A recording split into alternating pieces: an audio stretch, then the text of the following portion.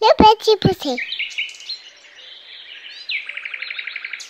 Le petit poussé et ses 6 frères vivent dans leur maison nichée dans un arbre dans la forêt. Un soir, les parents rentrent à la maison et discutent entre eux.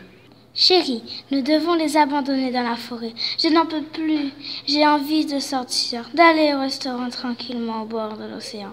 Oui, nous ne pouvons plus vivre comme ça. Nous avons besoin de temps libre pour nous. Le lendemain matin, ils décident d'annoncer aux enfants qu'ils vont faire une balade dans les bois. Alors toute la maisonnée se met en route vers la forêt. Sur le chemin, la petite famille rencontre un géant. Alors que les parents ont subitement disparu, les enfants décident de suivre les géants chez lui.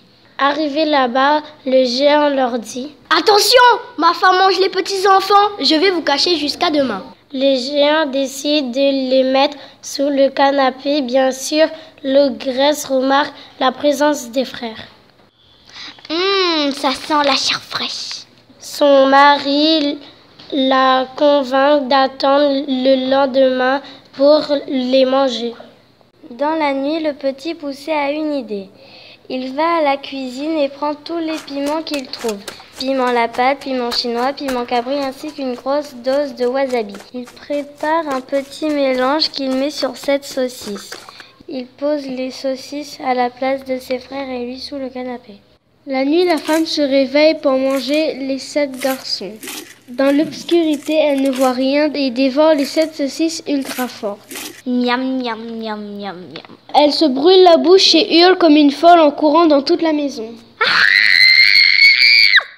Le lendemain matin, elle est très en colère et décide de retrouver le petit poussé et ses frères, qui se sont enfuis dans la nuit. Elle prend ses savates de doigts de 7 lieues et elle va à la recherche de 7 garçons. Fatiguée et l'estomac douloureux, la femme s'adosse à un gros arbre. Le petit poussé l'aperçoit en train de dormir contre l'arbre et vole ses savates. Il devient réparateur de savates le jour et déboucheur de toilettes la nuit.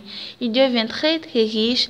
Pour se venger de ses parents, il achète une grande villa, se fait un selfie devant avec ses frères et leur envoie la photo en disant « Nanani nanère ».